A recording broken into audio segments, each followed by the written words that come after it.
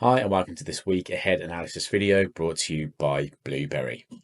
Some key data to look out for this week. A lot of important US data, including the likes of the CB consumer confidence, as well as other key data such as GDP, which is forecast to come in significantly lower, as well as the latest round of non-farm employment change.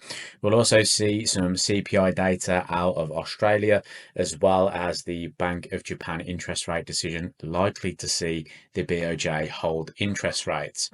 Euro US dollar is currently trading up at the 1.1450 handle. Again, this market is going to really depend on what happens with regards to the US data this week. Do we see the consumer confidence soften alongside a weaker GDP and poorer employment numbers, maybe even a weaker PCE price index as well? Could that push the dollar negative again, or will we see a reversal? The Australian US dollar is currently trading back at the key resistance of 0.64, also the trend line resistance after price broke out of this in late 2024. Market has been supported recently by the positivity coming out of China and the recent stimulus. So if we do see also kind of an improvement with regards to US-China trade relations, Aussie US dollar could trade higher.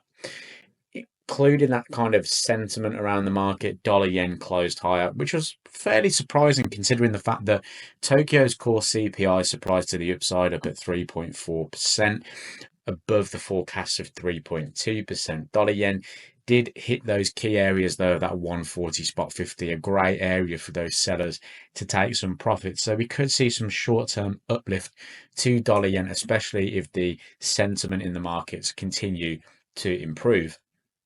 And we can tell that sentiment has been improving by the rally in the US stock markets. The Nasdaq now trading back into the mid 19,000s.